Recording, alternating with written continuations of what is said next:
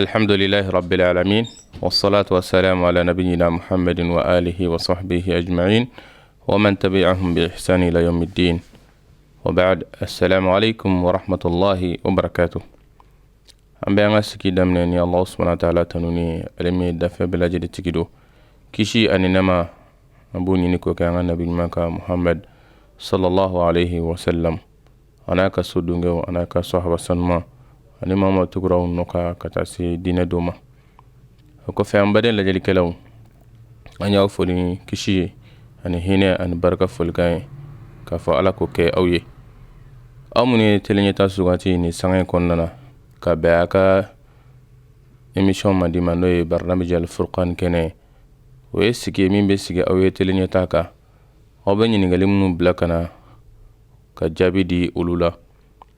mambe أو جابي أسجين كنا والدكتور والإمام عثمان صالح تراوري ولا سا أنا فم يسرو ولا سا ورالدنا كي أو يا كان ينقلوا جابي لا من بدينه فم يا جلين دي أوما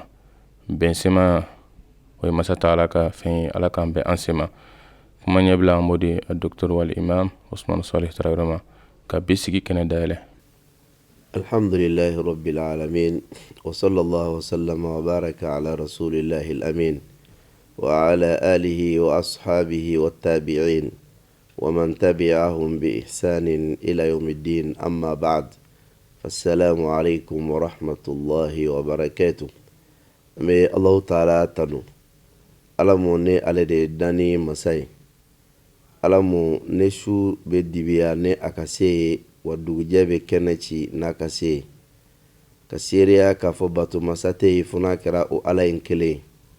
akele in sangolo dugumakolo dan cogoya muna akele ni bato ka kan o cogo kelen na ka seereya k'a fɔ muhamadu y'a ka jɔn ye a ka ciden do ala ye sira bɛɛ datugu sira mun bɛ mɔgɔ lase aljanna kɔnɔ fo n'a kɛla ciden ye sira mun bɔ kisi ani nɛɛma ni barika an b'o ɲini ka kɛ cidenba in kan n'a ka so dunga n'a ka sahaba sanumaw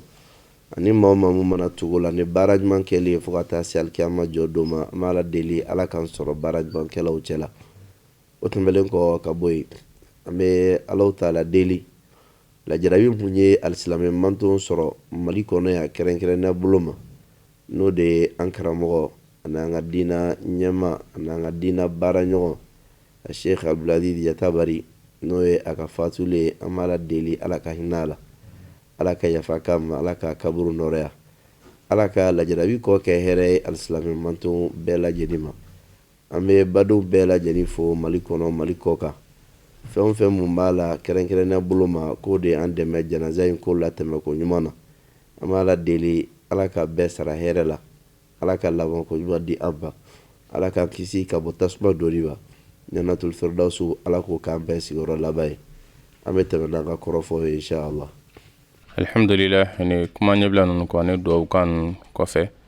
an na bi sigi ɲininkali daminɛ an bɛ wuli ni ɲininkali min ye o ti ka ɲininkali bɛ seli kɛnɛ ko kibaruya de kan a ko san dɔ la u ka seli kɛnɛ kumana min na waati min kun dasigira ko seli kɛnɛ bɛ bɔ fiɲɛba cira fiɲɛba min ni a sɛbɛkɔrɔ mɛnna fo ka taa se tile yɛrɛ kɔrɔtali ma kosɛbɛ maa dɔ bɛ minnu n'a sɔrɔ olu ye seli kɛnɛ u y'a seli u ka so kɔnɔna na i n'a fɔ u yɛrɛ b'a faamuya cogoya min na dɔw yɛrɛ fana bɛ yen olu ma seli bilen o la ka faranfasiya di olu ka lahala in na ani maa min ni dɔrɔla dɔ y'i bali seli kɛnɛ bɔli la a kɛra sunkalo seli o walima a kɛra seliba o de tigi ka ɲininkali ala k'an bɛɛ sababa ma seli kɛnɛ bɔli wajibi don wajibi mun b'a la ne wasa wajibi don wasa wajibi kɔrɔ ye duman ye ne maa dɔ sɔrɔla alisilamɛw la ka seli kɛnɛ bɔ ka ban a bɛ bin ka bɔ silamɛtɔw kan i bɛ jamana mun na maa dɔw sɔrɔla ye minnu ye selikɛnɛ bɔ jamana kɔnɔ k'a ban ne aw ma se k'a bɔ ni dɔrɔla sababu ye a bɛ bin ka bɔ aw kan juru sara t'a la k'i b'a fɔ n'aw ma se k'a seli selikɛnɛ kan bɛɛ bɛ t'i ta seli i ka so o t'a la ale bɛ kɛ kɛnɛ de kan n'aw dɛsɛla selili la ka da fiɲɛba sababu kan i n'a fɔ ɲininkali nana cogoya mun na silamɛw minnu bɛ jamana kɔnɔna la silamɛtɔ minnu bɛ dugu kɔnɔ n'olu sela ka selikɛnɛ bɔ ka ban o ye a bannen de ye o cogoya kelen fana don maa mun bɛ e bɛ dugu kɔnɔ dɔrɔla dɔ donna i ni selikɛnɛ bɔyɔrɔ tagali cɛ, a bɛ se ka kɛ bana ye, a bɛ se ka kɛ sunɔgɔ ye, a bɛ se ka kɛ sogola ye. Ni nana i yɛrɛ sɔrɔ wagati mun na sariya t'a fɔ k'i ka seli juru sara, ka d'a kan dɔ bɛ sɔn k'a faamu k'a fɔ k'a ni juma ye lahalaya kelen ye. Ni dɔrɔla y'i bali juma taga ma i bɛ seli fana seli i ka so. Dɔ bɛ sɔn k'a faamu k'a fɔ ni dɔrɔla y'i bali selikɛnɛ yɔrɔ tagali ma ko ni i y'i yɛrɛ sɔrɔ kuma mun na i fana b'i ka selikɛnɛ bɔ i ka so, o tɛ kɛ. Ni maa min ma se ka taa selikɛnɛ bɔyɔrɔ la ka da dɔrɔla kan, o y'a binnen ka bɔ o tigi kan de. Silamɛ minnu n'olu ye selikɛnɛ bɔ olu ka bɔli b'i wasa. Ninnu fana ta ye o cogoya kelen de ye. A tɛ fɔ ko bɛɛ ka t'i ta seli i ka so, dɔrɔla y'o bal'a ma. Madama silamɛtɔ minnu bɛ jamana kɔnɔ olu ye selikɛnɛ jɔ ka ban, olu ka selikɛnɛ jɔ u b'o la kari selikɛnɛ bɔ kɔ kelen. Wa o dɛsɛ mun kɛla k'a kɛ ni fɛn sababu ye, fɛn mun n'olu se t'a la, Alahu Taala b'a baraji d'o ma ka fara nin bɛɛ lajɛlen kan. Ala k'an bɛn sababa ma. Alhamdulillah, ni ɲininkali kelen an bɛ bolofara dɔ bɔ a kɔnɔna na. A bɛ se ka kɛ selikɛnɛ mɔgɔ dɔ bɛna sɔrɔ alimami bɛ ye jogo kelen seli, a tɔ ye jogo kelen ye. O kɔrɔ ye jogo kelen y'a tigi da. Yala ni o jogo kelen n'a b'o sara, ale fana b'a sara fila wa walima a fana bɛ kelen fara kɔ y'a bannen? Ni maa mun nana selikɛnɛ bɔyɔrɔ la k'a sɔrɔ alimami ye jogo kelen seli k'i to, e ye jogo kelen de sɔrɔ alimami bolo, e b'a sara ni jogo kelen de ye. I b'a sara ni jogo kelen de ye. Ka d'a kan e ka kiti ni mɔgɔ ka kiti tɛ kelen ye, mɔgɔ min ma don a kɔnɔ. Seli tɛ yen, seli mun ye jogo kelen ye fo n'a kɛra witiri seli dɔrɔn ye. Nka seli bɛɛ lajɛlen ye jogo fila fila de ye, walima ka caya ka tɛmɛ fila kan. O kama maa da alimami ye fila de kɛ, e ye kelen de sɔrɔ a bolo. Kelen mun juru b'i kan n'a ye salamu bila, i bɛ wuli i b'i ka kelen seli. I donbaliya a la, o b'a to a tɛ wajibiya i kan. Ni mɔgɔ wɛrɛ sɔrɔla minnu b'a kɛ olu ka kɛli b'i wasa. Nka ni donna kɔnɔ ka ban, a dafali y'i kan wajibi de ye. Dɔnnikɛlaw ye mun fɔ a la o de ye nin ye. Nafila don, nka n'i ma don a kɔnɔ fɔlɔ o don. Nka n'i donna a kɔnɔ a dafali ye wajibi de ye. O bɛ n'a fɔ nafila seli gansan tɔ minnu bɛ yen. Mɔgɔ mun bɛ yen n'ale ye nafila seli daminɛ, a ye jogo kelen seli. K'a fɔ ko nafila don, n'a ye janba tigɛ o tɛ, a dafali ye kan wajibi ye. O cogoya kelen fana la umura ye nafila ye, dɔnnikɛla fanba ka kumakan kɔnɔna la. Nka a dafali o ye wajibi de ye. U b'a Alahu Taala ka kumakan na ko atimul hajja wal umrata lillah, a ye eji ni umura tɛmɛ Alahu Taala jati kama. O la ka wuli k'a fɔ k'i bɛ taa umura kɛ tɛ i yɛrɛ ma k'a sɔrɔ a ni hiji tɛ ɲɔgɔn na, o ye nafila ye. Nka ni maa mun ye umura baara daminɛ ka baara kɛ k'a fori k'a timɛ, o y'i kan wajibi ye. O cogo kelen fana don selikɛnɛ yɔrɔ tagali wajibi don mun ye wasa wajibi ye. Ni maa dɔw sɔrɔla alisilamɛw la minnu ye selikɛnɛ bɔ ka ban, minnu ma taa selikɛnɛ bɔyɔrɔ la a bɛ bin ka bɔ olu ka jurumi t'o kan, wa baraji fana tɛ o ye ni mun t'a kɛla dabɔ kama tagali ye. Nka ni maa mun taala selikɛnɛ kan ka ban, e dun donna seli fana kɔnɔ tuguni, seli dafali y'i kan wajibi de ye. Ka d'a kan seli tɛ yen nafila seli la mun ye jogo kelen ye fo n'a kɛla witiri dɔrɔn ye. Ni donna bato kɔnɔna la dafali ye wajibi ye. O de b'a to ni alimami ye salamu bila i bɛ wuli k'i ka jogo kelen sara. Alimami y'a kɛ cogoya mun na, e yɛrɛ fana bɛ taa kɛ o cogoya kelen de la. Ala k'an bɛn sababa ma. Imam bɛ hakɛ to hali bi seliwaati wɛrɛ bɛ yen o fana ye jogo fila ye i n'a fɔ juma. Juma fana na kuma dɔ mɔgɔ min n'a sɔrɔ ni jogo kelen y'o da, o tigi fana ni nin ta sara cogo ye kelen wa? Ani juma ye mɔgɔ min dan pewu, a nana sɔrɔ alimami ye salamu bila a sera misiri la, o tigi fana b'a ta sara cogo di? Ni mɔgɔ mun ye jogo kelen sɔrɔ alimami bolo juma na, o tigi bɛ a ka jogo kelen dafa ni jogo kelen wɛrɛ ye. O la a bɛ kɛ jogo fila ye, o ye juma jogo fila dafalen. Nka ni mɔgɔ mun y'a sɔrɔ alimami ye jogo fila bɛɛ seli k'a ban, i nana sɔrɔ alimami wulila ka bɔ jogo filanan kibiri minɛ na k'a fɔ ko sami Allahu liman hamida, o kɔrɔ ye e ma jɔ foyi sɔrɔ, i kɔni ye jama seli sɔrɔ. O tigi b'a ta dafa k'a kɛ jogo naani ye, k'a kɛ seli fana ye. O lahalaya in na jama seli baraji a b'o sɔrɔ, nka mun ye juma baraji o kɔni t'a la k'a to madama a ma jogo kelen sɔrɔ alimami bolo a ka juma seli la, nin de y'o kɛ cogoya ye. O kɔfɛ inshallah ɲininkali wɛrɛ min bɛ da o kan, o tigi ɲinali kɛ nabi ɲuman dɔ ka denw tɔgɔ la nabilahi ibrahim alayhi salam ko a den fila bɛ kuma bɛɛ maaw b'u ta ni ka segin n'a sɔrɔ k'i bɛ se ka farafasiya dɔ di u ma. Ibrahim alayhi salam Allahu Taala ye den fila de ka kibaru fɔ a kunkan alkur'an kɔnɔna la. A den fɔlɔ ye duman ye, o ye Ismaila ye. Filanan o ye Ishaqa ye. O la nin mun filɛ nin Allahu Taala ye den fila mankutu di a ma alkur'an kɔnɔ. Den kelen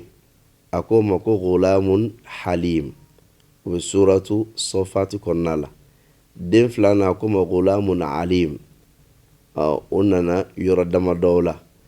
Alimu ghulamun alim dɔnnikɛlaw ko o ye Ishaqa ye, ghulamun halim o ye Ismaila ye. Dɔnni den mun b'a la n'a y'a sɔrɔ k'a fɔ dɔnnikɛla don ani den mun bɛ yen n'a muɲulen don. Munna a fɔla Ismaila ma ko ghulamun halim? Ka d'a kan Allahu Taala ye Ibrahima lajarabi ni ale de kantigɛli ye. Ala Ibrahima lajarabi ni Ismaila de kantigɛli ye. A muɲula o kɔrɔ o kama Allahu Taala ko k'a b'a la nisɔndiya ni den mun muɲulen don. Ala y'o fɔ Safati kɔnɔna la. Nka suratu Hudu kɔnɔna la Allahu Taala ye den mun kofɔ ye ghulamun alimu ye, den mun ye dɔnnikɛla ye. Dɔnnikɛlaw k'a fɔ ko o ye Ishaqa de ye. Wala mun ye Ismaila ye alayhi salam, ale de sigila Maka jamana kan ni Allahu Taala ka yamaru ye, a ye yamaru mun di Ibrahima ma. Arabu minnu bɛ yen olu bɔla ale de la. Mun ye Ishaqa ye, o sigila Bani Israila jamana kan. Wala Bani Israilakaw olu bɔla ale de la. Seydina Yusuf alayhi salam n'a balimaw olu bɔla Ishaqa de la. Wala olu bɔla Ishaqa la ka d'a kan Ishaqa den ye Yaquba ye. Yaquba o den ye Yusuf ani a balimaw ye. Nin ye o nacogoya de ye. O la Allahu Taala Ibrahima den fila mun kibaru d'a ma alkur'an kɔnɔna la, ghulamun alimun wa ghulamun halim. Den mun b'a la ni den dɔnnikɛla don ani den mun b'a la ni den muɲulen don. Dɔnnikɛla o ye Ishaqa ye, muɲulen o ye Ismaila ye. Ala b'o fɔ alkur'an kɔnɔna la yɔrɔ damadɔ la. Wallahu ta'ala a'lam. Ni a yɔrɔ dɔ ye wa idh yarfa Ibrahimul qawa'ida minal bayt wa Ismailu. Ko kuma mun na ni Ibrahima b'a la ka Alkaba jɔsenw kɔrɔta ani Ismaila tun bɛ k'a kɛ ɲɔgɔn fɛ. Wala o ye Ismaila o ye a den ye.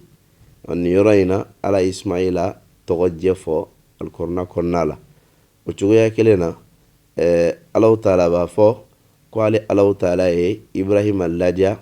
wa basharnahu bi Ishaqa wa min wara Ishaqa Yaqub. Ko ale Ala ye a lanisɔndiya ne den ye, den mun b'a la n'o de ye Ishaqa ye. Ishaqa kɔfɛ den wɛrɛ bɛ na mun ye Yaquba ye. O la dɔnnikɛlaw ko k'a fɔ ko den ni mɔden Ala y'o tɔgɔ fila fɔ ɲɔgɔn fɛ ka d'a kan k'a la hakilila sigi walasa a k'a dɔn ko a bɛna den mun sɔrɔ den in bɛna bugu. A bɛna den mun sɔrɔ den bɛna bugu ka zuriya sɔrɔ. O de kosɔn Allahu Taala ye den ko fɔ o ye Ishaqa ye. Filanan ka Yaquba ko fana ko fɔ k'a d'a kan. قالت أألد وأنا عجوز قالت يا ويلتى أألد وأنا عجوز. ba kaba ko yala nina ale bɛ den sɔrɔ cogoya jumɛn na k'a sɔrɔ a si kɔrɔbaya la. Allahu Taala ka layidu ka n'o k'a d'a ma. Kuma dɔ la n'i ye o lajɛ a bɛ k'i ɲɛna k'i b'a fɔ ko Ishaqa Ala ye Ibrahima sɔn o de la ka d'a kan kisa dilangali cogoya fɛ. Kuma mun na ni mɛlɛkɛw nana o ni Ibrahima muso ye Ibrahima ye ɲɔgɔn ye. O Ibrahima lanisɔndiya ni denko ye muso kabakoya la o la.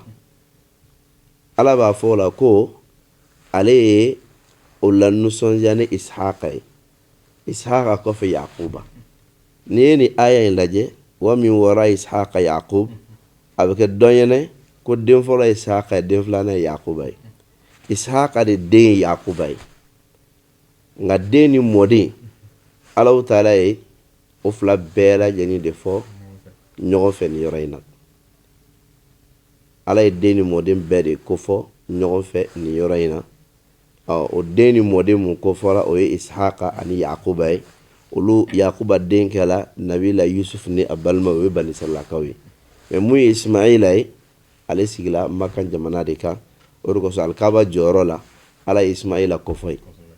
Ka d'a kan Ismaila de tun bɛ yen o kɛla ale de ɲɛnɛ. Ishaqa kun tɛ o yɔrɔ la. O de kama dɔnnikɛlaw ko Ismaila de ka kɔrɔ ni Ishaqa ye. Hali n'a y'a sɔrɔ k'a fɔ lanisɔndiyali yɔrɔ dɔw kɛla yani sɔfatu kɔnɔna la ala y'a lanisɔndiya ni den mun ye o ye Ismaila ye. Ka d'a kan ala ko ma ko o ye den muɲulen ye. N'o bɔra yen sa aya wɛrɛ tɔ minnu bɛ yen n'Alahu taala ye Ibrahima lanisɔndiya ni denko ye a ko la ko den mun ye gulamun alim dɔnnikɛla o ko la ko o ye Ishaqa de ye. Ka d'a kan n'i y'o lajɛ ka na i b'a ye Ishaqa de ko fɔla ka na. N'i tilala ka nabi ɲumanw lajɛ i b'a sɔrɔ nabi ɲuman fanba fana bɔla Ishaqa de ka sira fɛ ka tɛmɛ Ismaila ka sira kan. Wallahu ta'ala a'lam wa ahkam.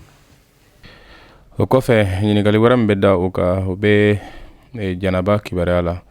A ko maa minnu ni furubato tɛmɛna n'u furu ɲɔgɔn ni ɲɔgɔn cɛ a kɛra su kɔnɔna walima wagati min dɔ kɔnɔna na wagati min a kɔfɛ a y'i da ka sunɔgɔ k'a sɔrɔ janaba nɔgɔ b'a la a ma seliji ta a ma janaba koli kɛ yala ko lahala in na i bɛ jurumu sɔrɔ o kɛwale in na wa?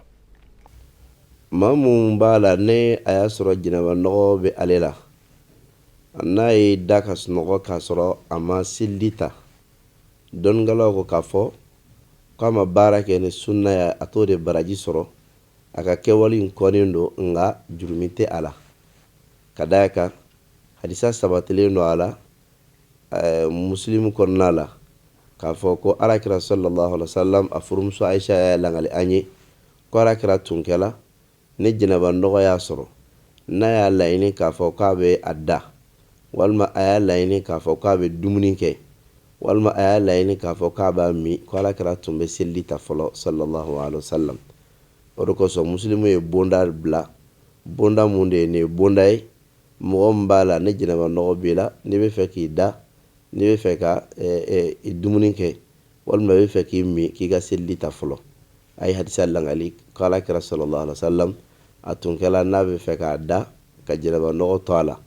walima n'a bɛ fɛ ka dumuni kɛ ka janaba nɔgɔ to a la walima a bɛ fɛ k'a min ka janaba nɔgɔ to a la ko alakira tun b'a selili ta sallallahu alaihi wasallam. Alimamu Nawawi rahimahullah Muslimu sharhu kan ale kumana hadisa in kan ko nin b'a jira k'a fɔ ko nin baara in kɛli kanunen don nka k'a fɔ ko wajibi don n'i m'a kɛ i bɛ jurumi sɔrɔ o kɔni o kuma t'a la. Ni i y'a kɛ i ye baara kɛ n'Ala kɛra ka sunna ye baraji b'i ye nka o selili mun n'i b'a ta k'i da ka janaba nɔgɔ to i la a tɛ jɔ koli jɔyɔrɔ la kelen. Selili mun n'i b'a ta walasa ka dumuni kɛ k'a da ka janaba nɔgɔ b'i la o fana tɛ jɔ koli jɔyɔrɔ la walima seliji mun n'i b'a ta k'i min k'a sɔrɔ janaba nɔgɔ b'i la o fana tɛ jɔ koli jɔyɔrɔ la. O la a kɔni n'o de nka k'a fɔ ko n'i m'a kɛ ko jurumi b'i kan na jurumi t'i kan na. Ɲininkali dɔ bɛ se ka bɔ nin fana kɔnɔna la ni mɔgɔ ma ji sɔrɔ ka seliji ta n'a ye o wagati la o bɛ ji maga ɲɔgɔnya o bɛ se ka gɛlɛya dɔ bolo nin wagati la a bɛ se ka tayamam ta o fana y'a dama masala wɛrɛ ye. Ni lahala yɛrɛ dɔnnikɛlaw ka kumakan ye fila ye dɔw ko la k'a tɛ tayamam ta o mun fila ye madhabu maliki alimam Malik rahimahullah ale ka madhabu la a tɛ tayamam ta munna ko ka d'a kan a tɛna bato kɛ ni nin selili talen ye n'a tɛna bato kɛ ni selili talen ye tayamam ta kun tɛ kelen selili tali fana tɛ wajibi ye madama ni selili tali tɛ wajibi ye a kun tɛ k'a fɔ ko n'a ma ji sɔrɔ k'a ka ji falen ta o ye o kɔrɔfɔ fɔlɔ ye Imam Maliki ka madhabu ye o ye. Kɔrɔfɔ filanan ye jumɛn ye o de ye k'a fɔ ko awɔ a bɛ bɛn a ka tayamam ta ka d'a kan fɛn o fɛn mun b'a la ni o ye fɛn dɔ falen ye a bɛ kɛ fɛn mun falen ye kiti fɛn o fɛn mun b'o la a bɛ se k'o kiti fana ta madama tayamam ye selili ta falen ye kiti fɛn o fɛn mun bɛ selili ta la tayamam b'o fana ta o la o kɔrɔ ye fɛn o fɛn mun b'a la ni mɔgɔ bɛ selili ta a kama i bɛ se ka tayamam ta o fana kama. Kɔrɔfɔ in yɛrɛ kuma in kɔrɔ ye nin de ye. Nin de ye kɔrɔfɔ fila y'a la dɔnnikɛlaw bolo. Dɔw ko la k'a ma ɲinɛ a fɛ a ka tayamam ta, i ma se ka ji sɔrɔ o y'a bannen de. Ka d'a kan ma ye kɛra la k'a ye tayamam ta. Dɔw ko la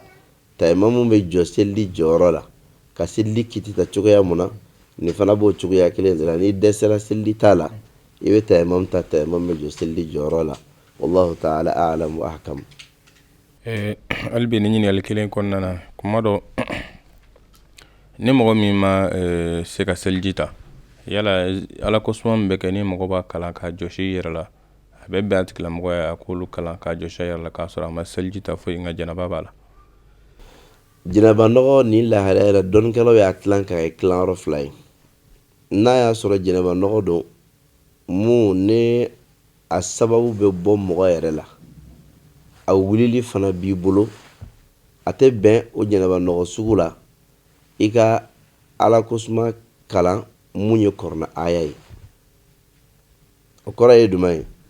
Furubato tɛmɛna cɛ mun ni a muso ni ɲɔgɔn cɛ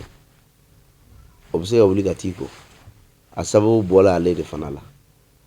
O lahalaya in a tɛ bɛn ale ka kɔrɔna kalan o kɔnɔna la. Ala kosuma minnu bɛ yen ni datɔla kan k'o fɔ n'o dɔ ye ayatal kursi ye o ye kɔrɔna ye a tɛ bɛn a ye a k'o kalan. O cogoya kelen fana la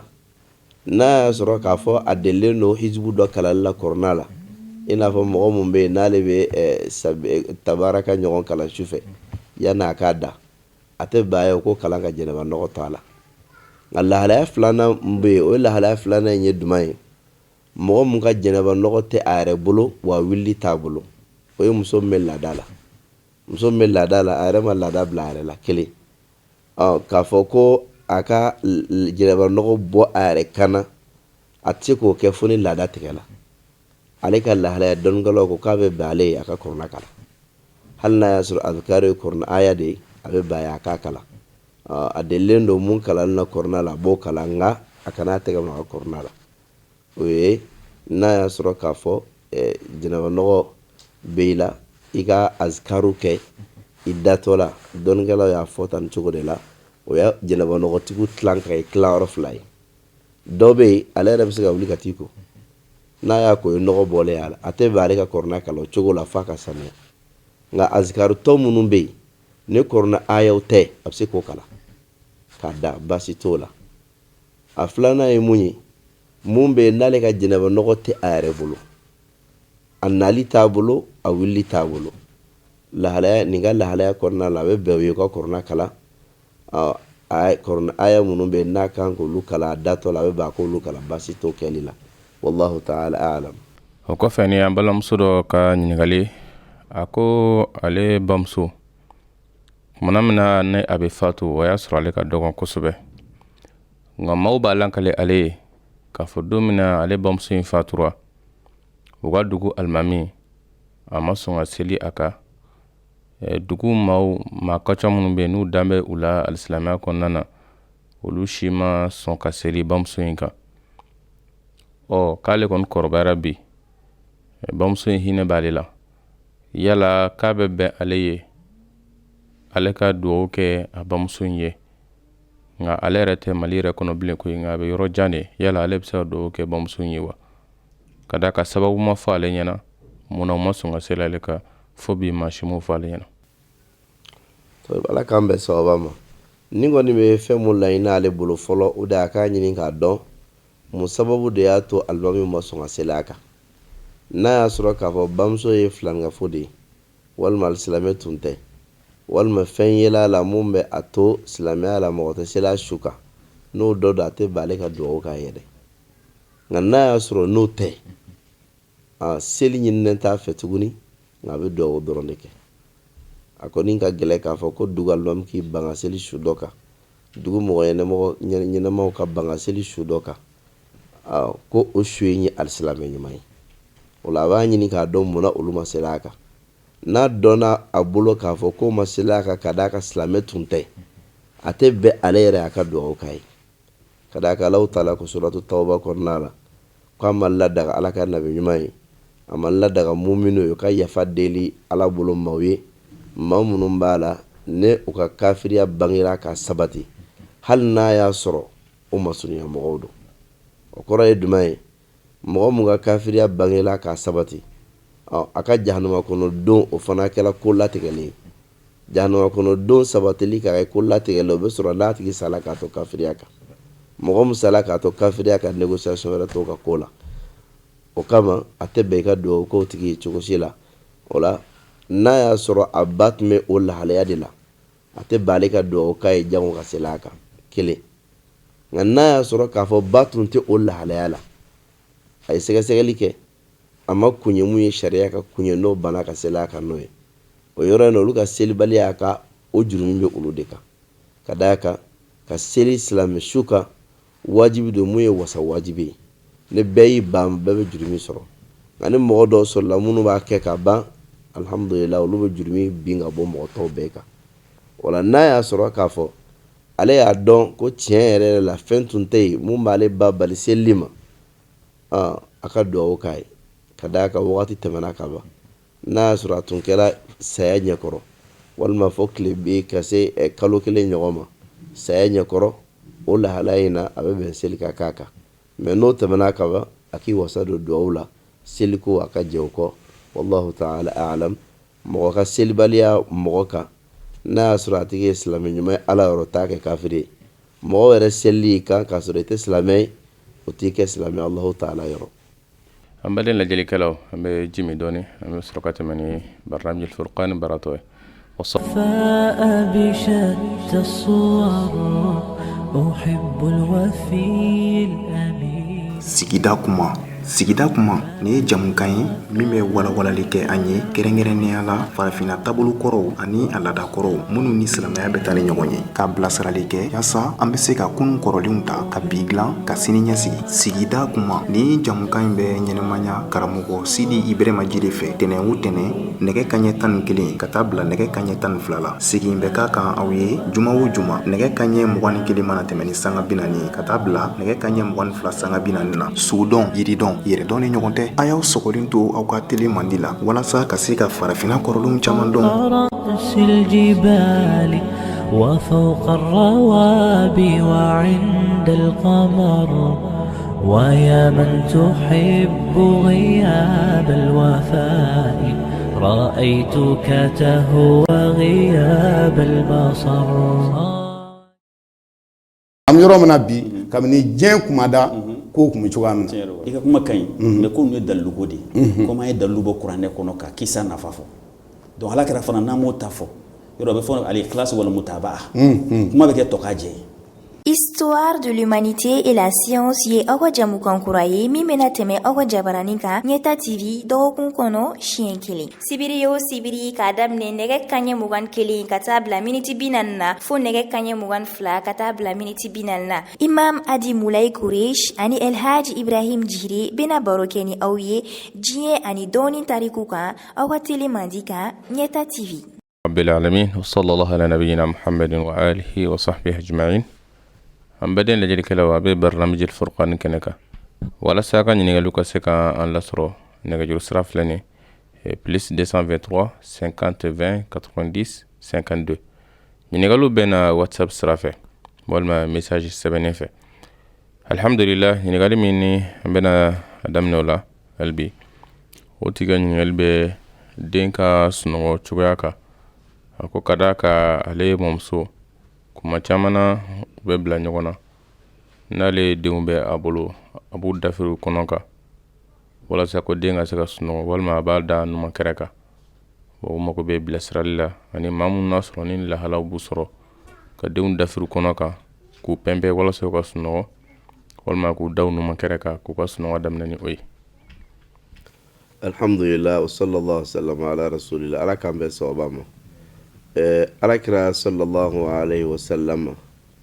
a ka sunna ye mun ye o de ye mɔgɔ ka da a kinibolo kɛrɛ kan. i b'o sɔrɔ hadisa caman kɔnɔ a dɔ ye bara bun azib ka hadisa ye k'a fɔ ko alakira sallallahu alaihi wasallam a y'a yamaruya ko n'a bɛna da a ka selili ta o kɔfɛ a k'i da a kini kɛrɛ kan k'i ɲɛsin kɔrɔ ma a kilala ka duwawu dɔ d'a ma a bɛ duwawu mun kɛ o b'a jira k'a fɔ kira ka sunna na i bɛ da kini kɛrɛ de kan o cogoya kelen na hadisa wɛrɛ bɛ yen mun bɛ kira yɛrɛ ka lahalaya fɔ sallallahu alaihi wasallam k'a fɔ ko ni alakira tun b'a da kini kɛrɛ kan ka tila ka a tɛgɛ fila kɛ ta a kini tama kɔrɔ k'o kɛ i n'a fɔ jɛgɛnɛ kunkɔrɔ dɔnna ko kira tun bɛ da ta nin cogo de la sallallahu alaihi wasallam hadisa wɛrɛ bɛ yen mun bɛ nin fɔ o de kama dɔnnikɛlaw ko k'a fɔ ko mun kanunen don o de ye dalikɛla i k'i da i kini kɛrɛ kan mun ye ka da i kɔ kan baasi tɛ o kɛli la nka n'i y'o kɛ kini kɛrɛ ka dali baraji n'o ye kɛra ladegili ye i t'o baraji sɔrɔ mun ye ka da i nɔma kɛrɛ kan n'i y'o fana kɛ jurumi t'i kan nka kini kɛrɛ ka dali baraji i t'o sɔrɔ ka d'a kan o ye alakira ladegili ye sallallahu alaihi wasallam a tola duma ye sa ka da i disi kan ka da i disi kan alakira ye bali ka bɔ ma sallallahu alaihi wasallam kira ye cɛ dɔ dalen a disi kan alakira k'a ma sallallahu alaihi wasallam karisa bɔ nin dacogo in na nin ye tasuma dungew ka dacogo de o la denmisɛnnin makɔrɔba o bɛɛ ka kan ni lahalaya in na denmisɛnnin t'a dɔn makɔrɔba mun b'a lada ale mun b'a lada ale b'a dɔn wa ale de b'a kungo ta n'Allahu taala ni ɲɔgɔn cɛ n'i ye den degi o la o yɛrɛ bɛ k'a ka taabolo n'a ma da disi kan a tɛ sunɔgɔ o de kama a tɛ bɛn i cogoya si la i k'i den kɛ disi kan dabaga ye n'i ma se k'a da kini kɛrɛ kan i b'a da kɔ kan walima i b'a da a nɔma kɛrɛ kan o la ni lahalaya minnu filɛ nin e mun y'a kɛ i tɛ baraji sɔrɔ nka n'i y'a kɛ a kini kɛrɛ kan i bɛ baraji sɔrɔ hali ni baraji tɛ sɛbɛn den ye baraji bɛ sɛbɛn e yɛrɛ ye n'a ma se ka da o kan a da kɔ kan walima a nɔma kɛrɛ kan nka mun ye k'a da disi kan kɛra ye bali k'a bɔ ma sallallahu alaihi wasallam a ko k'o ye tasuma dungew dacogoya de ye Allahu taala b'o fɛn alikuranɛ kɔnɔna la ko yawma yushabuna fi nnari ala wujuhihim ko don mun na ni Allahu taala bɛ tasuma dungew fɔ o ɲɛdaw kan ka taa tasuma kɔnɔna la o la n'i da i disi kan diyagoya don i ɲɛda bɛ da duguma de ni ɲɛda dala duguma k'i dalen to i disi kan o ye tasuma dungew ka lahalaya de alakira y'o fɔ sallallahu alaihi wasallam a ye bali ka bɔ o ma o de kama a tɛ bɛn i ka den da disi kan i ma i k'a da kini kɛrɛ kan n'o kɛlɛ i bɛ baraji sɔrɔ ka d'a kan e kɛra ka sunna ladege ala sallallahu alaihi wasallam n'i ma se o la i b'a da kɔ kan n'a ma ɲɛ o la i b'a da nɔma kɛrɛ kan o lahalaya fila bɛɛ de tɛ baraji sɔrɔ nka mun ye k'a da disi kan o haramuyalen don ala kɛra ye bali ka bɔ ma sallallahu alaihi wasallam makɔrɔba mun yɛrɛ fana bɛ yen n'i delilen don disi kan dali la i yɛrɛ bɔ a la jogo jugu don ala kɛra ye bali ka bɔ ma sallallahu alaihi wasallam o kɔfɛ ɲininkali min bɛ da o kan o tigi ka ɲininkali bɛ ko b'a ye kuma dɔ mɔgɔ minnu ka baara ye kaburudenw labɛnni ye kuma dɔ u bɛ jɛ ka jamaseli kɛ kaburudenw yɛrɛ kuru kɔnɔna na k'olu dun y'a mɛn k'a fɔ k'ala kɛra ye balili kɛ ko mɔgɔ ka seli kaburudenw na yala ko dalilu jumɛn bɛ a kɛbagaw bolo ala kan bɛ sɔrɔ ma kaburudon ye lahalaya fila ye lahalaya fɔlɔ ye jumɛn ye su donnen don yɔrɔ mun na n'i selila ye i ma i ka ɲɛsin su dɔ ma walima i kɔ ka don su dɔ ma o ye kelen a filanan ye jumɛn ye o ye yɔrɔ mun b'a la ni kaburudon kuru dɔ don i tɛ ɲɛsin su ma a la o ye kɔte don su ma a la fana k'a fɔ su de filɛ nin kaburu dɔ filɛ nin i kɛrɛfɛ i n'a fɔ an ka kaburu dɔw bɛ cogoya min na ka ca la gardien so bɛ yɔrɔ min na kaburu dɔw la o caman tɛ kɛ tile biyan fan fɛ k'i b'a fɔ k'i jɔlen i bɛ ɲɛsin su ma wa a tɛ kɛ kaburu yɛrɛ su bɛ don yɔrɔ min na a tɛ kɛ o yɔrɔw la ka ca la yɔrɔ tigɛlen don ka bɔ yen o mun filɛ nin o y'a dama kiti de ye baasi tɛ o yɔrɔ selili la nka yɔrɔ mun bɛ yen ne yen su don yɔrɔ yɛrɛ ye alakira sallallahu alaihi wasallam a ka kumakan nana a ye bali ka bɔ a ma hadisa fɔlɔ bɛ Tirmidhi kɔnɔna la k'a fɔ ko alakira ko sallallahu alaihi wasallam wa ju'ilat li al-ardu kulluha masjidan illa al-qabr wal hamam ko Allahu taala ye dugukolo fan bɛɛ kɛ seli yɔrɔ ye ale alakira bolo fo n'a kɛra kaburu ani ɲɛgɛn kɔnɔna ye o dugukolo fan dɔ ye nka a tɛ bɛn ka seli o yɔrɔ la o la yɔrɔ mun bɛ yen ko su donnen don a la ne y'i jɔ e bɛ ɲɛsin su ma walima su bɛ i senkɔrɔ i kɔ donnen do ma ka seli o yɔrɔ la a tɛ bɛn alakira ye bali k'a bɔ ma sallallahu alaihi wa sallam o cogoya kelen na hadisa wɛrɛ bɛ yen mun bɛ muslim kɔnɔna la k'a fɔ k'alakira ko sallallahu alaihi wa sallam aw kana sigi kaburu kan kelen wa aw kana aw seli k'aw ɲɛsin kaburu ma aw kana aw sigi kaburu kan kelen aw kana aw seli k'aw ɲɛsin kaburu ma alakira ye bali k'a bɔ fana ma sallallahu alaihi wa sallam o la ni hadisa fila n'i y'o fara ɲɔgɔn kan i bɛ bɔ ni jaabi mun de ye k'a fɔ yɔrɔ mun b'a la n'i jɔ la k'i bɛ seli i ma i ka jɔ kaburu kan walima i ka ɲɛsin kaburu ma walima i ka jɔ k'i sen kɔ bila kaburu la ka seli a tɛ bɛn i ka seli o yɔrɔ la kelen nka yɔrɔ mun b'a la n'a y'a sɔrɔ kaburu dɔ kuru dɔ don nka a yɔrɔ bɛ a dan ma ni gardien bɛ kɛ a la o yɔrɔ selili baasi t'o la seli mun balilen don kaburu la o ye kimiriminɛ ani tenturu bɛ seli mun na ka d'a kan o bɛ se ka kɛ sababu ye ka mɔgɔ sama k'o lase kaburu batoli ma nka kimiriminɛ ni tenturu tɛ seli mun na n'o ye sukan seli o bɛ kɛ kaburu la awɔ kaburu dɔ yɛrɛ kɔnɔna la ka taa i jɔ su kunna ka seli kaburu dɔ kɔnɔna la ka d'a kan ruku t'a la sujudu t'a la suulili t'a la o ye jɔli dɔrɔn de ka jɔ kaburu dɔ la o balilen tɛ o de kama n'a y'a sɔrɔ k'a fɔ mɔgɔ minnu ka yɔrɔ ka surun kaburu dɔ la ne kɛnɛ bɛ kaburu dɔ la ka taa seli baasi tɛ yɛrɛ ka to ka su seli kelen walima mɔgɔ minnu bɛ yen ne su donna k'o to olu ma su sɔrɔ ka seli a kan a seliyɔrɔ la o taara sɔrɔ su dɔ la o bɛ se k'i jɔ kaburu kan ka seli baasi t'o la alakira sallallahu alaihi wa sallam muso finman mun tun bɛ a ka misiri saniya o fatula mun kɛ kira ni sahabaw t'a la u taara seli a kan o de kama dɔnnikɛlaw ko seli mun bɛ yen ne ruku ni sujudu b'a la o tɛ kɛ kaburu la nka seli mun bɛ yen ne ruku ni sujudu t'a la n'o ye sukan seli ye a bɛ bɛn i ko kɛ kaburu la a kɛla a taara ni su ye k'a da ka seli a kan ka sɔrɔ k'a don walima su yɛrɛ sutarala ka ban e tun tɛ yen i taara jɔ a kunna ka su seli kɛ baasi tɛ nin fila si la wallahu ta'ala a'lam. o kɔfɛ ɲininkali min bɛ da o kan o tigi ka ɲininkali bɛ maa minnu ni a kɛra sababu ye k'a fɔ ka silamɛ dɔ bɔnɛ ani la a kɛra mobili accident ye walima a kɛra tugun bolo ma tɛ a ma dab'a kama a kɛra fili bolo ma kulonkɛ siraw fɛ yala o tigilamɔgɔ ko ka kiiri bɛ di ani maa min fana dab'a kama ka silamɛ dɔ bɔnɛ ani la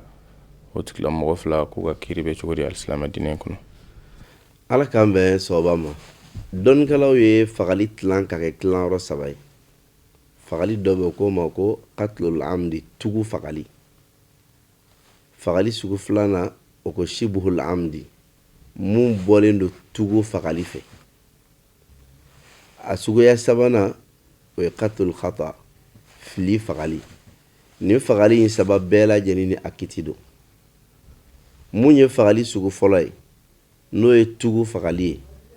o b'o kofɔ k'a fɔ o ye mɔgɔ dɔ ka laɲini ta ka ɲɛsin a mɔgɔɲɔgɔn wɛrɛ dɔ ma k'a fɔ k'a b'a bɔnɛ a nin na ni sababu tali ye sababu mun b'a la n'a bɛ mɔgɔ bɔnɛ i nin na laada la o la fɔlɔ laɲini bɛ yen filanan sababu fana t'a la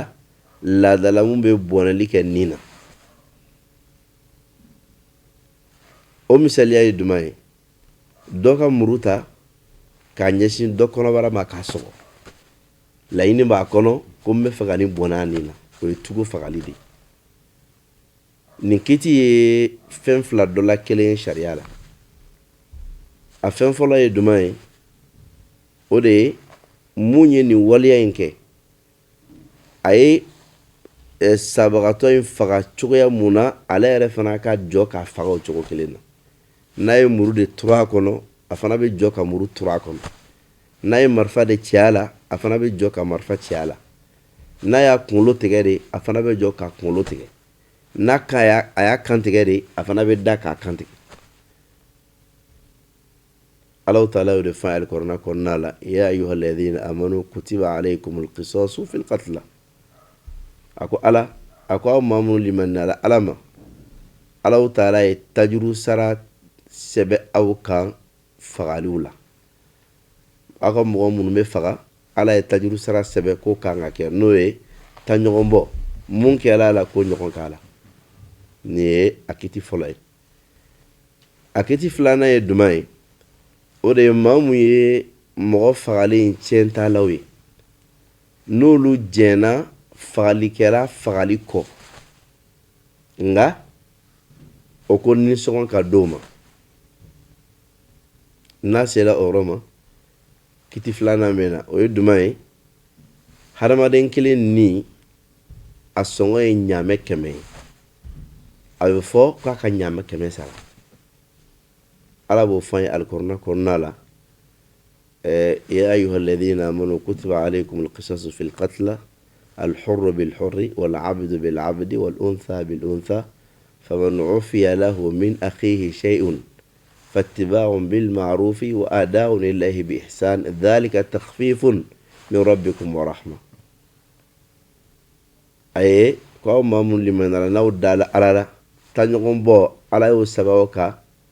أو كا مغفغلونكا حكي ɲini sira fɛ hɔrɔn o bɛ faga hɔrɔn ye jɔn o bɛ faga jɔn ye muso o ni muso cɛ ani cɛ ko ni maa mun yafala fagali kɔ ka jɛn n'a ye ko nisɔngɔ ka sara ko nisɔngɔ in ka ɲini ko ɲuman na a ka sara ko ɲuman na ko mun filɛ nin o ye nɔgɔya ye ka bɔ Alahu Taala yɔrɔ n'a tun ye ala ja ala b'a fɔ dɔwɛrɛ tɛ yen fo fagali dɔrɔn mais ala ye jɛn di tiɲɛtalaw bɛ se k'a fɔ anw jɛnna fagali kɔ nka a ka nisɔngɔ d'a ma o nisɔngɔ de ye ɲaamɛ 100 ye o la Alahu Taala y'o kiti mun di o ye tugu fagali de ka kiti ye o tugu fagali ala ye nin kiti mun di a la ala tilala ka gundo fɔ ko walakum fil qisasi haya a b'aw ye ta ɲɔgɔn bɔ la ɲɛnamaya basigili la o kɔrɔ ye ni mɔgɔ fagalaw n'o ma minɛ k'o faga i n'a fɔ o yɛrɛ ye fagali kɛ cogo mun na fagali tɛ ban nka ni mɔgɔ fagala kɛla ko a ye fagali kɛ cogo min a yɛrɛ bɛ minɛ k'a faga ten o ye fagali bannen de ye parce que hali n'a m'a to yen dɔwɛrɛ kama a bɛna to yen ko n yɛrɛ ka ɲɛnamaya bɛ dan sigi ni a sababu ye ɲɛnamaya kanu kama a bɛ jɛn fagali kɔ ala ka kiti de ye nin n'i ma baara dɔrɔn fili don kasola don tɛ dɛ si kaso bɛɛ ye fu de ye ka d'a kan si kaso halisa i bɛ balo la a dɔw la i bɛ kaso min kɔnɔ dumuni bɛ d'i ma si yɔrɔ bɛ d'i ma i tɛ luwanse sara a la nka mun ye kisasu ye n'o ye tajuru sara ye ala filɛ k'o mun fɔ i tugula ka mɔgɔ dɔ faga i n'a fɔ an ye tugu fɔ cogoya mun na i yɛrɛ bɛ faga nɔ na nin ye fagali sugu fɔlɔ ye a kiti fana ye nin fɛn fila dɔ la kelen ye ni tiɲɛtalaw jɛnna fagali kɔ i bɛ ɲaamɛ 100 sara o ye a nisɔngɔ ye o ɲaamɛ 100 saralen kɔfɛ kiti wɛrɛ bɛ tila ka na i kan tuguni o ye duman ye o kɛfara ye ka jɔn kelen ka hɔrɔnya n'i ma jɔn sɔrɔ i bɛ mun ka hɔrɔnya i bɛ kalo 2 so ka d'a kan Alahu Taala y'o kɛfara fɔ suratu nisa'i kɔnɔna na fagali min bɛ kɛ fili bonda la k'a kɛ ko aya datugu dɔnnikɛlaw ko k'o dɔrɔn ka kiti tɛ mun ye fagali kɛ tugu la o tigilamɔgɔ n'a ye nisɔngɔ sara a bɛ tila ka kɛfara bɔ nisɔngɔ ye tiɲɛtalaw ka hakɛ ye kɛfara ye ala ka hakɛ ye nin ye fagali suguya fɔlɔ a n'a kiti ye fagali sugu filanan ye duman ye a fɔra ma ko shibuhul amdi mun bɔlen don tugu fɛ mun bɔlen don tugu fɛ o ye duman ye i ka fɛn ta ka mɔgɔ dɔ sɛgɛrɛ fɛn mun b'a la n'a bɛ fagali kɛ laada la nka i ka laɲini tɛ k'a faga o misaliya ye duman ye bɛɛ b'a dɔn ne ye marifa ci mɔgɔ la kɔni a kɔrɔbara fana a bɛ sa ni mɔgɔ dɔ ye a dabɔ a kama kulonkɛ sira fɛ ka marifa jɔ dɔ la a y'o kɛ mun kɛ dɔrɔn sitana ye a bolo dɛrɛ marifa ciyɔrɔ kan ka sin k'a lanse k'a kilasi a ka laɲini tɛ fagali ye nka marifa kɔni cili mɔgɔ la bɛɛ b'a dɔn o tɛ bɔ a la n'o sala o la o ye shibuhul amdi de ye o kɔrɔ ye a bɔlen do tugu fɛ ka d'a kan hali n'a m'a laɲini nka ale ye fɛn mun kɔni ta k'a sɛgɛrɛ ni a ye o fɛn in tɛ don mɔgɔ la k'i ka tila ka to yen hali n'a ka laɲini tɛ a bɛ fɔ nin de ma ko shibuhul amdi mun b'a la ne a bɔlen do tugu fɛ nka tugu tɛ o la nin lahalaya mun filɛ nin o kiti ye k'a fɔ nisɔngɔ bɛ sara wajibi la n'o ye ɲaamɛ 100 ye n'o tɛmɛna ka bɔ yen saya suguya fagali suguya sabanan bɛ na o ye alqatlu khata'an ka fagali kɛ fili bolo ma tugu tɛ ala b'o de fɔ suratu nisa kɔnɔna la ma kana li mu'minin an yaqtula mu'minan illa khata'a wa man qatala mu'minan khata'an fatahriru raqabatin mu'mina wa diyatun musallamatun ila ahli illa yasaddaqu k'a tɛ bɛn mumini ye ka mumini dɔ faga fo n'a kɛra fili bolo ma ye ne maa mun ye mumini dɔ faga fili bolo ma a ko o tigilama in a bɛ jɔn kelen kan hɔrɔnya ka tila ka nisɔngɔ di mumini in somɔgɔw ma o la k'a fɔ k'ale yɛrɛ bɛ faga a yɔrɔ la ye tajuru sara tɛ o yɔrɔ in na ɲɛnatali tɛ kɛ tajuru sara ni dɔwɛrɛ cɛ tajuru sara tɛ yen nka a bɛ nisɔngɔ de sara ani ka jɔn kelen kan hɔrɔnya n'a ma jɔn sɔrɔ a bɛ kalo 2 sun ka tugu ɲɔgɔn na nin mun filɛ nin ye ale ka kiti ye o ye mun ye fagali kɛ fili bolo ma tugu tɛ a bɔlen tɛ tugu yɛrɛ fana fɛ o fagali mun kɛra fili bolo ma o ye laɲini kana sɔrɔ a yɔrɔ ko n b'a faga sababu mun fana tala k'a ɲɛsin a ma laadala a tɛ mɔgɔ faga ka caya laadala a tɛ mɔgɔ faga ka caya nka saya sababu bɔra a kɔnɔna la misaliya bolo ma n'i ye mɔgɔ kabini ji ye laadala a tɛ mɔgɔ faga ni mɔgɔ dɔ ye dɔ minɛ ka kabini ji ye o kɛra sababu ye a tigi serila ka bin o kɛra saya ye ka ji kɛ k'a sara a serila ka bin o kɛra salen ye ale de y'a kɛ a tɛ ka bɔ ale kɔrɔ nka a ka laɲini tɛ n b'a faga a ye sababu mun fana ta fana o fana tɛ fagali sababu ye a bɛ fɔ o de ma ko fili ka d'a kan mɔgɔ tɛ ko laɲini ko fili ka tila ka bɔ o kɔnɔna na k'a fɔ o ma ko ye fili ye tugu de laɲini tɛ yen wa sababu fana tɛ yen mun b'a to ko saya bɛ kɛ n'o lahalaya nana a bɛ fɔ o ma ko alqatlu khata'an fagali mun kɛra fili bolo ma o la tajuru sara t'o la o kɔni ye ka nisɔngɔ sara ɲaamɛ 100 ani ka jɔn kelen kan hɔrɔnya n'a tigi ma se ka jɔn sɔrɔ k'a kan hɔrɔnya a bɛ kalo 2 sun ka tugu ɲɔgɔn na nin de ye ale kiti ye wallahu ta'ala a'lam ani dɔ in bɛ ɲɔgɔn sɔrɔ kiti la n'o ye shibuhul amdi ye mun bɔlen do tugu fɛ n'o bɛ ɲɔgɔn sɔrɔ kiti la ka d'a kan ne o fana kɛla kisɔsu tɛ o la nka mun ye ka nisɔngɔ gɛlɛman sara o de b'o la kɛfara fana bɛ o la n'o de ye jɔn kelen kan hɔrɔnyali ye walima tile 60 sun ye n'o ye kalo 2 ye o b'o la bisikana ladumunini Alahu Taala an m'o fɔ aya kɔnɔ dɔnnikɛlaw fara ɲɔgɔn kɔ dɔw ko ko la an m'o ta suratul mujadala la k'o kɛ ka nin dafa dɔw ko ko la madama ni Ala m'o fɔ Ala danna kalo 2 sun ma k'an fana bɛ dan o ma nin kiti in kɔnɔna la wallahu a'lam. yala mɔgɔ min n'a sɔrɔ ni a lajɛra ni fagali ye walima maa min ye fagali kɛ o kɔrɔ kɛfara ninnu bɛɛ kɔfɛ kiri bɛ o tigilamɔgɔ ni Ala ni ɲɔgɔn cɛ wa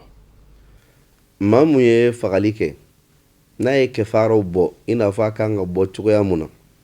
n'a tubila ka taa Ala ma ko tubi ɲɛna an b'a jigiya k'a fɔ Alahu Taala b'a ka tubi minɛ tiɲɛ don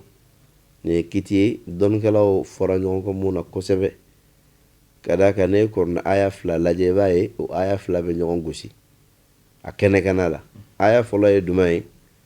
ومن يقتل مؤمنا متعمدا فجزاؤه جهنم خالدا فيها وغضب الله عليه ولعنه وأعد له عذابا عظيما ala ko ne maa mun tugula ka muminin dɔ faga dabɔn kama bolo ma ko sigi o sara ye jahanama de a bɛ d'u ma jahanama kɔnɔ